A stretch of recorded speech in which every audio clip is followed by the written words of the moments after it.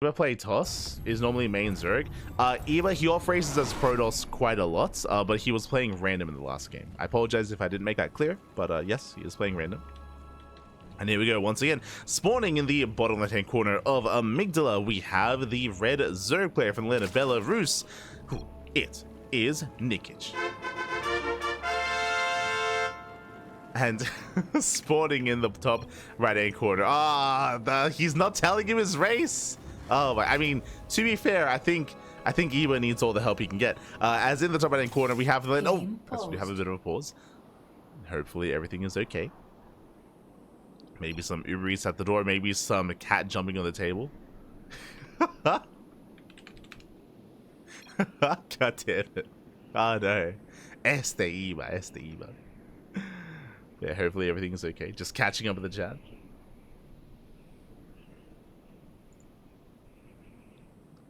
We go. After the intros, we'll start predictions. We'll get there. Look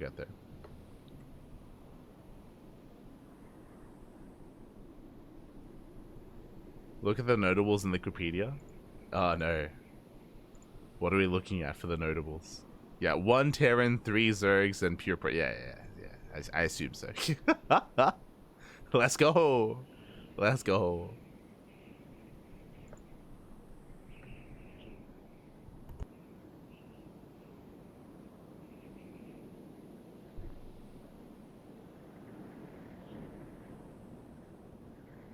Where's Homono? True, Homono's not there. He's not here today. All the Protoss are scared him. Really, he'd be tempted by them, really. He loves his TVP. Hello, Kashim, hello. Good to see you. How dare you doubt Eba's Terran?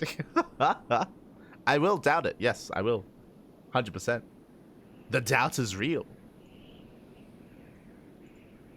Terran's only like 1,000 MMR lower. I mean, I think Eba is the best Terran in Europe. True.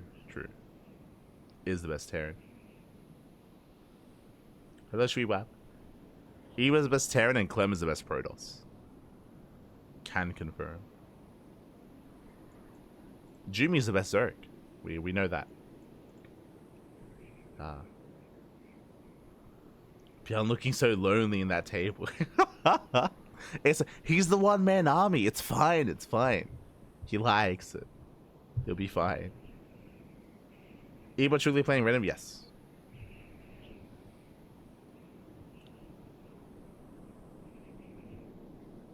Take that, Clem. Well, Clem has the Protoss title, so it's fine.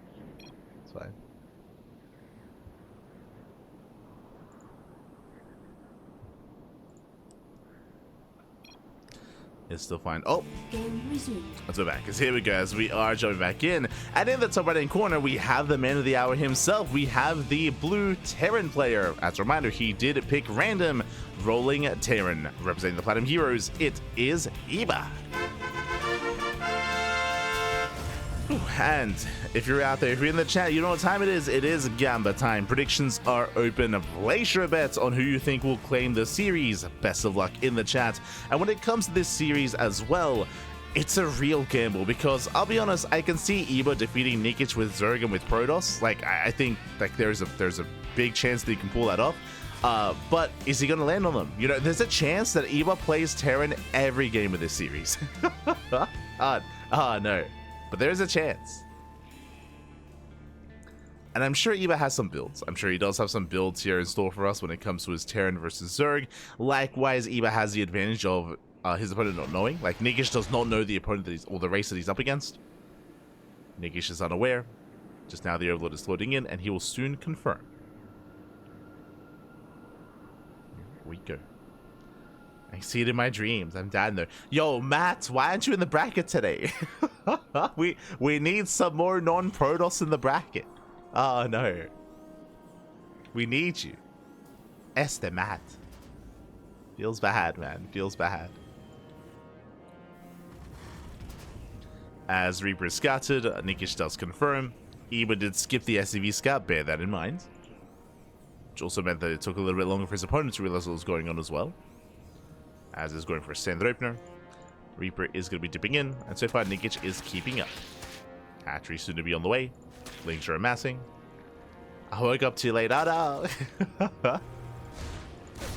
It's okay. It's okay. Could be worse. Could be Fiance. Waking up at 2 p.m. Este Fiance. So now the Reaper does pull away. Does pull back.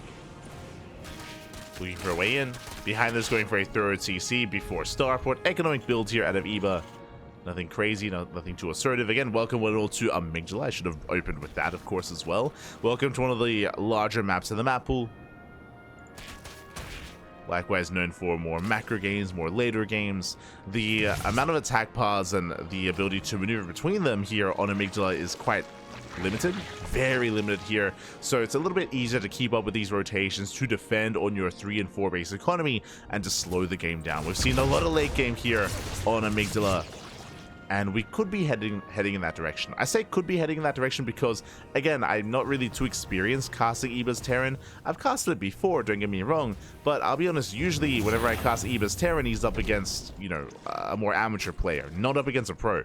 So I don't really know how he does compare to someone like Nikich. Obviously, I favor Nikich, don't get me wrong, but I'm talking about his play style. Like, does he play towards the late game? Is that what he enjoys? Does he go for like 8 racks or for 3 bases? Does he go for hyper aggression instead?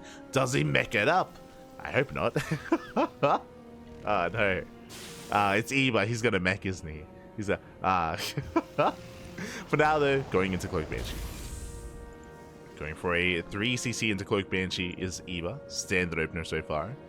Heli Reaper moving out across the map, dipping in. Threatening the queens, taking out a tumor, not bad. Nice little pickup. As Eba does pull away. You know, Nikich is still in the dark. He has not gone into the main. Not fully aware what he's up against. Possible that he is a little bit more familiar with Eba's Terran on the ladder. Possible.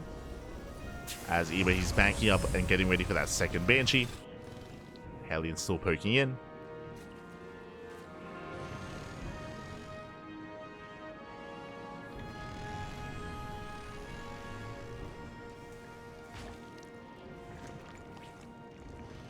An hour before Cloud, eh? As Eba once again committing in, trying to vibe for that creep, but so far will delay the 4th base. Not bad. Does catch a drone. Drone gets picked up. Olo Scout does commit, and Nikich, he will confirm the tech lab on the starport, confirm the Banshees as well, is fully aware of what's coming his way, and also gets eyes on the racks, so he is aware of the bio, not the mech. So Banshee to bio, there's the add-on swap. Nikich setting up, now going for his 4th. Again, his 4th base was delayed. Behind this, double Evo chamber, Baling S layer is almost done, getting to 1-1 upgrades, getting to Baling speed, embracing Ling Bane. So far, all is good. So far, all is good. We are settling in. Again, we mentioned earlier that it's quite difficult here for the Hellions to really get, well, really for any kind of form of aggression to get damage done, unless we're committing, just because of how limited the attack paths are. The Hellions, they did deny some creep, but not really. The Queens are still pushing forward. Creep is still spreading. Connecting the bases. Banshees have arrived. Queens are out of position. And Queens are left on the front line. 3 drones going down. Getting a 4th transferring worker. Couple of Lings. Tumors as well. And you can see that Nikich is a little bit paranoid here of a Hellion dive. So he doesn't fully commit. Banshees, they do well for themselves. They get away. So plenty of HP. Plenty of health left over. Likewise, Infestation Bits on the way to work towards Hive. More creepers being denied. Eba is actually going to be reinforcing. Keep moving over those Hellions. He's got eyes on those Queens. Does he have enough? Not quite. Does get one of those tumors. I say one, gets both active tumors, going for the 3rd tumor as well. He does pull away, and here come the reinforcements. Here comes the main army alongside the tuna. Ah, beautiful. Eba's pushing at the same time. Nikich taking up into a Hive. Hive is on the way, being quite greedy. Rushing to Hive, potentially, I mean, what looks to be Ling Bane into Ultra. As there is no Hydrogen, not yet. Tank is setting up. Bailey's in morphing in. There's plenty of Ling Bane behind this.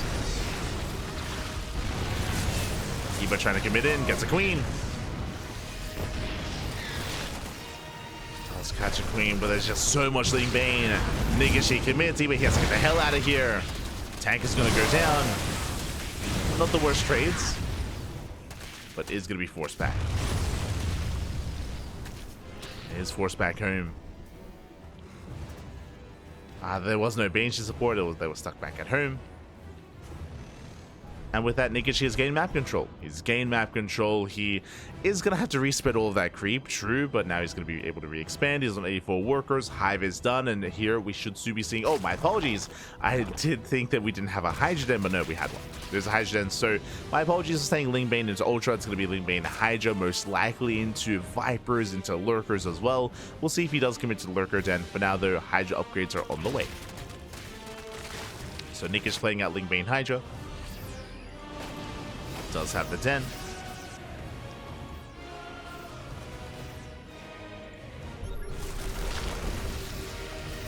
Up. Likewise, zoning Eba away. Catching him out. Yeah, full medevac Marines go down. Nice pickup. Eba rotating over, getting within range here of the gold. Likewise, Nikich commits to a counterattack. Gold base is going to be denied. At the same time, Nikich diving in, catching out two of those tanks. Hot pickup. Anyway, he does save his army. Does save his tanks. What about the mineral line? There's no way out of this. Yeah, there's no way out. SCVs are going to be hunted down. Massive connections. There's no escaping this. 33 SCVs. Oh my god. Ling Bane is cleaned up even. He has to counterattack. He has to move out here and now. As he lost so much here at home.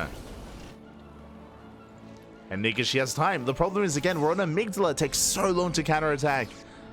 So long to push across the map. This entire time, Nikich is remaking, remaxing. Lurker Den on the way. For now, though, just pure Ling Bane. Alongside a couple of Hydras.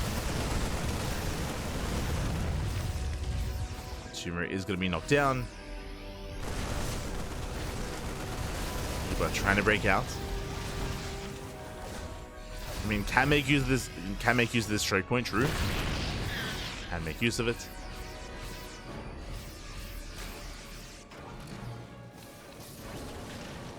Nikich can't too freely engage. Oh no, the Banshees! Banshees getting caught out. Finally going to be going down. I appreciate that Eba is punishing the creep that was being spread here, as the tumors are still alive thanks to the creep.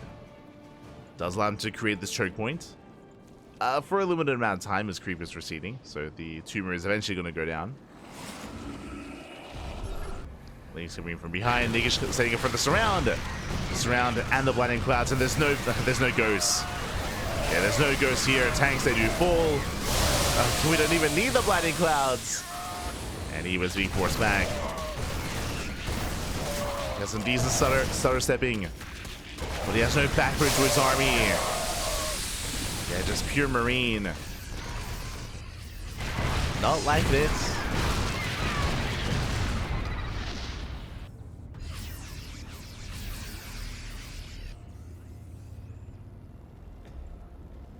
Keep on pulling back.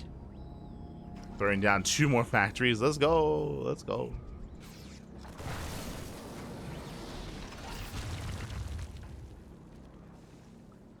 Massing up more tanks, and Eba is taking more defensive stance. He's just taking more defensive stance here. Behind this, there's no other tech here. I mean, he's now getting into Marauder production, true, but there's no Ghost Academy is what I'm getting at. No Ghost Academy yet. Eba forced to turn around. Diving in once again.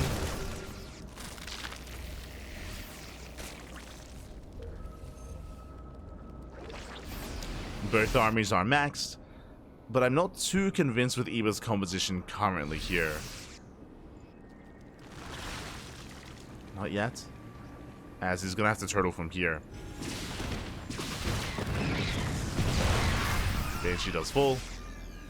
Oh, key spot the does spot the bird Bailings. Let's go. Keen eyes, papi. Keen eyes. Nikich pulling back.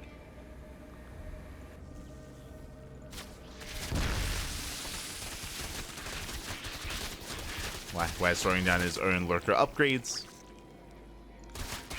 Now, Nikich, upon recognizing here that the game is slowing down, I would appreciate if we did see some more hive tech upgrades. And there it is, we have the Ultra Cavern on the way. I would love to see like double Spire into a Greater Spire, like just to be secure. Assuming that Nikich has the spare resources to do so, as he has limited gas. Setting up more Bane Mines, diving on the main army. Nice power bombs.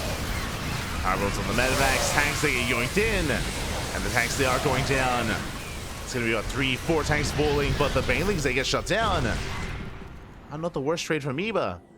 Lost a lot of tanks, don't get me wrong, but hey, that's what the triple factory production's for. True. Just remake them. Behind this, Lurker's now on the way. It's going to be difficult for the Lurkers to break these siege lines. Not impossible, especially with Night Display, for example, but bold move. Committing into the Lunkers. Ultra upgrades on the way. Eba now taking another expansion. This will be vulnerable here to the Lurkers. As Nikich rotates towards his upside, Eba's out of position. There are only 2 tanks. Tanks, they get surrounded. Lurkers, they dive on the base. Planetary's going to go down. And again, Eba, he's just now arriving. Too little too late to save the expansion. 16 SCVs going down. And without Ghosts, without Liberators, he just can't like engage into this. This Ghost now. Oh god, oh god. Doug. He dives in. Takes so many spine shots to the face. Not like this. Not like this. There we go. Tanks, they do punish the Lurkers. Forcing them back. Nikich rotating once again.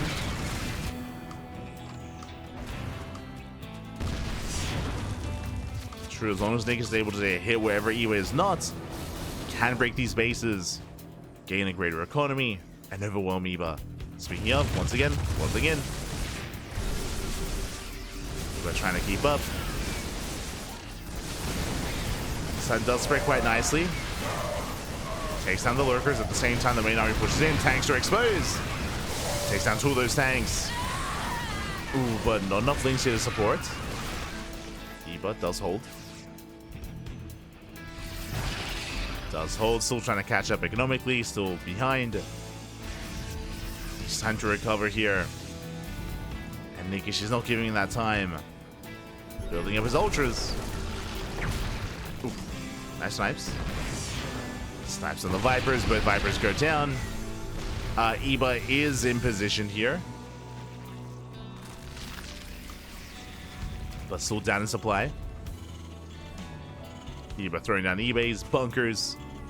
Trying to wall off.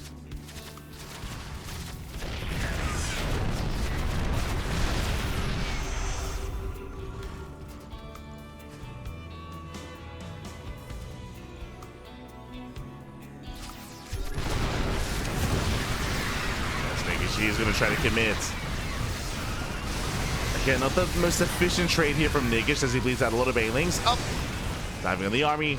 Takes down a couple of Marauders. Ultra's going to be going down. And Eba, he will be able to hold on here. Again, this was a more efficient fight for Eba. But Nikich, he can afford it. He can afford these losses. He has every other base on the map. He can remax, rebuild. Spire is finally on the way for the eventual Greater Spire. It's getting there. Now switching into Ultra Infestor. Now if Eba can pull off a fight like that, like maybe 2 more times, then we can cook. He'll be back in this. The Liberators are on the way. Freedom is coming. Like his army, what used to be purely Marine tank is now becoming more refined. We have Marauders, we have Ghosts in the mix, Liberators on the way as well. Like this is becoming a better army for Eba over time. But he still needs that time. He needs that breathing room. And Nikich should not give him that. As he's moving in.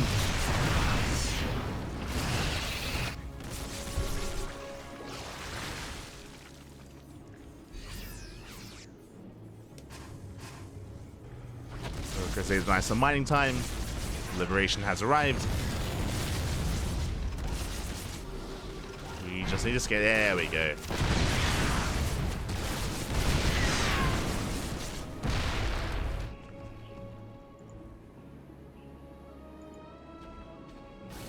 He was regaining control of his gold. Now, Nikich should not push into this. he doesn't need to. There's no need. There's no need to push into this. I like the idea of rotating, maybe trying to catch the gold base out of position or off guard. He is. Skin doesn't reveal this. But he has to rotate. Can he get here in time? Ultras have arrived. Eba a little bit late to the party. Subduction. Goes in, takes down some of those tanks. The planetary goes down as well. Oh no, the ghost! Oh my god. It's a massive shot to the face. Ghost goes down. Nikich again, he does fight well here. Takes down the base. Nikich, he might plummet in supply, but he's remaxing. Remaxing here with Hydras. With more Lings, I would imagine as well. He's getting there. Oh.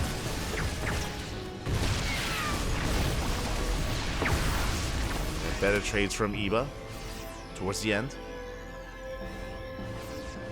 Did lose an expansion. And here comes that remax. 62 Lings. Nikich, he's got 9,000 minerals in the bank.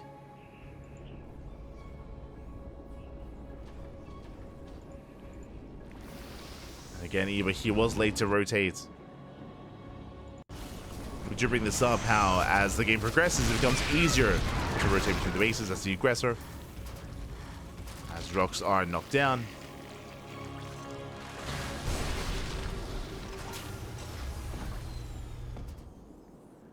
But still trying to turtle up. Did still leave most of his tanks here towards the top side. Here comes Nikich once again. And does get 1, 2, 3 ghosts. Not bad. Takes out 3 ghosts. Pulls away.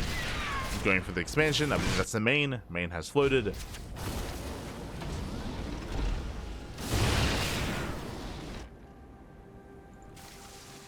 Oh my god. The Fungals. No, he's going to take down all the SCVs. 24 SCVs go down. The chain Fungals. Ay. Things are looking bleak here for Eba. Again, it's one of those things where you can take some better fights. That is true. I mean, we have seen better fights from Eba. But, alas, may just not matter. More tanks are falling. 2 getting up to 3 tanks. Takes down the CC. Denies mining. And Nikich is remaxing almost instantly. Hopefully he gets away with not fully injecting. Okay. He's got a couple of injects here and there. Likewise now taking his opponent's gold base for himself. Denying mining.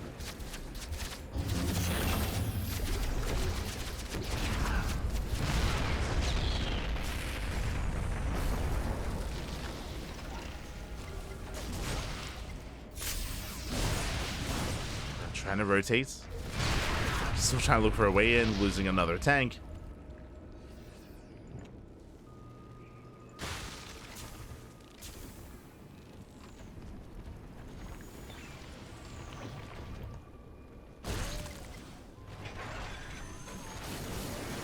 He just wants his own base. Up. Some pipes. Nice mining. Shuts down his own gold. Let's go.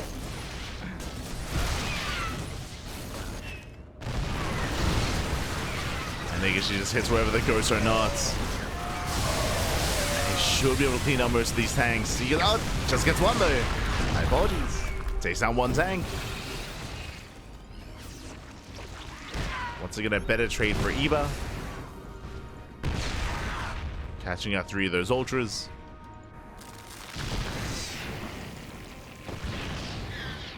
And at this point, the best chance for Eba is for Nikich to take just a really bad fight, then just to counterattack immediately. Oh no, the tanks! No, as he gets 1, 2, 3, 4 tank kills. Ay. Losses Eba cannot afford. And once again, Eba just having a hard time keeping up with the army. It's not ready, no tanks in position.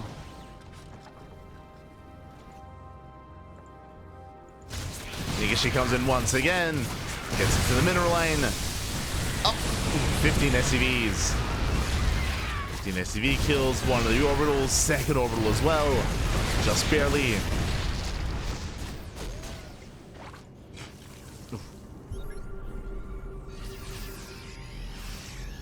And eventually Iwa is going to be forced into a counterattack. Eventually.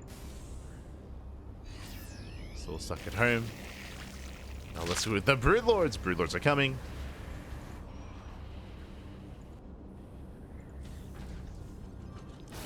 We have the third base floating over as the new sixth.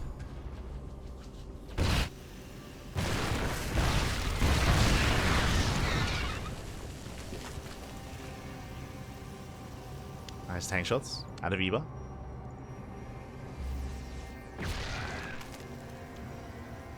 Sniping a Broodlord as well. Broodlord? There, gets one.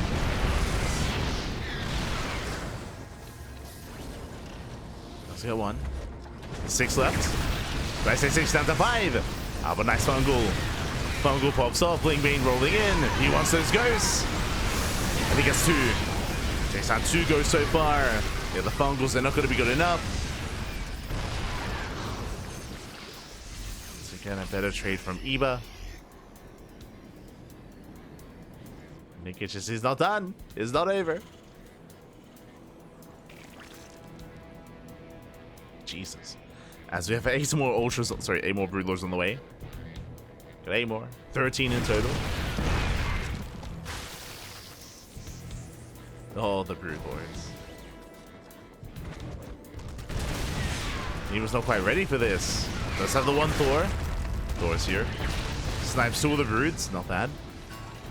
Down to 11. Mining's being denied.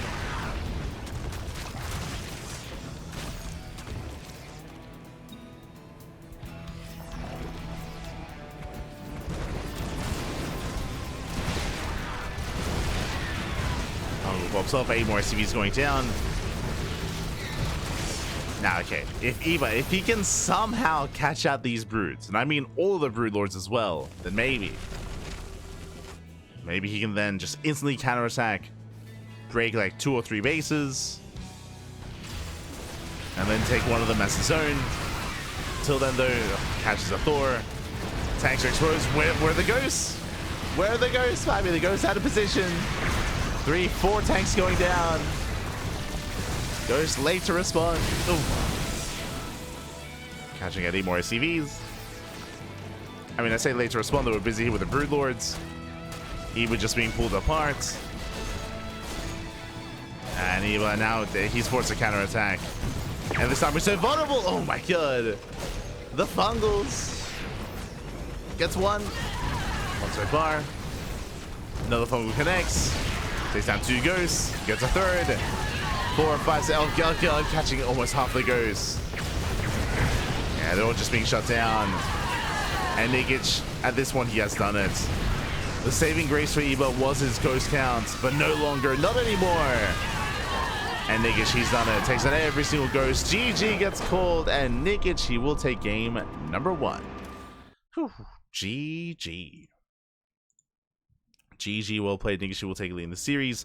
Again, it was an interesting style out of Eba, is what I will say. Matt, he kind of like touched on it a little bit with how Eba was playing. Like, he wasn't going for a 3 base all-in, but he was being hyper aggressive. Behind it, he was getting a 4th base. He was focusing on his economy. That is true, but it took him a while to really tech up. It was either one of 2 things, either commit to an all-in or tech, but it was very middle of the road. Very middle of the road there for Eba, as instead he did kind of be aggressive but slowly lean in towards a longer game state. With that, it took a really long time for him to get into that more refined army. I'm referring to ghosts, I'm referring to liberators, referring to a higher tank count. To take a much longer time, he was so heavily reliant on tank and marine for so long, and he had a hard time maintaining his bases, at least until he got that better army. By the time he did, it felt a little bit too late. And despite some better fights from Eba, Nikich, he could afford it. He had just every other base on the map, had a booming economy.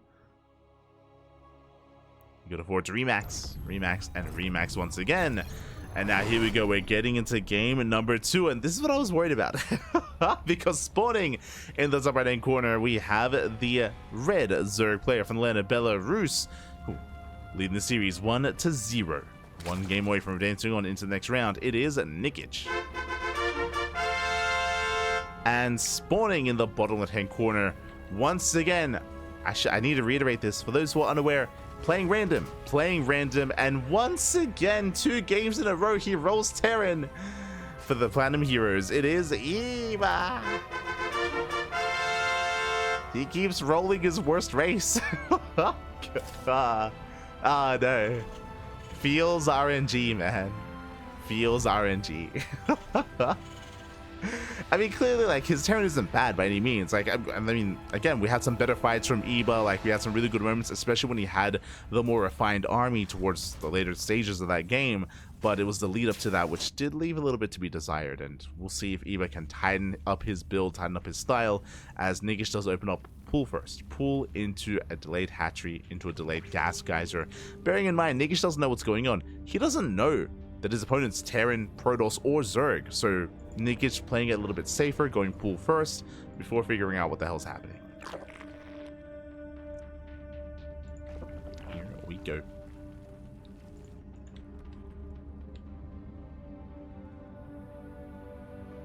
As Nikich is floating in. Eba just going for a Rax Expand. Economic opener here out of Eba.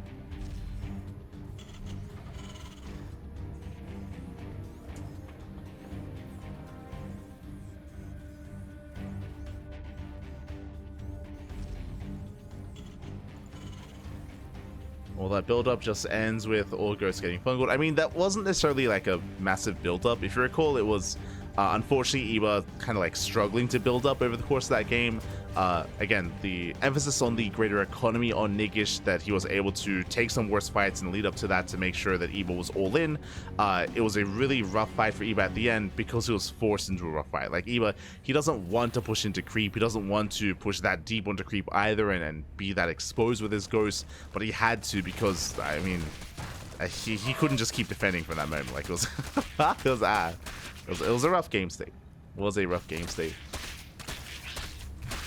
And here we go, Lings, they do delay the CC. I mean, hey, remember it was a pull first. And with that pull first, so far, Nikich doing well for himself, trying to force a cancel. Eba, he cannot afford the cancel, he has to save the base. He has to try. One SCV going down, Reaper does race back home. Despite that, can he get it? Can he get the cancel? No! Oh, God, it's so close, he gets a kill! No shot! No shot, GG, he kills the CC. Not even the cancel, one step further, and Nikich, he will claim the series 2-0, advancing on to the next round. GG. Whew. GG, well played. Really rough moment there for Eba. As a reminder, Nikich, he opened up pool first. He had no idea what was going on. He had no idea what race Eba was playing. Moved out with those 6 Lings, and unfortunately, Eba, he did move out with his Reaper. Now, a big part of what happened here and a big part of the success of Nikich, as a reminder, game 1, what did Eba not do? SCV Scout. Eba, he did not SCV Scout in game 1. Part of that is to keep himself hidden, is to keep his race hidden, I'm pretty sure, I would imagine. Likewise here in game 2, also no SCV Scout. Otherwise, Eba would have taken notice of the later expansion and probably would have played a little bit safer as well with that Reaper. Last Reaper was halfway across the map, and that was, yeah. And we cannot afford to lose the base, not quite like that. GG, well played. Congratulations here. Nikich will take it, and Nikich will advance on into the next round. Congratulations. GG.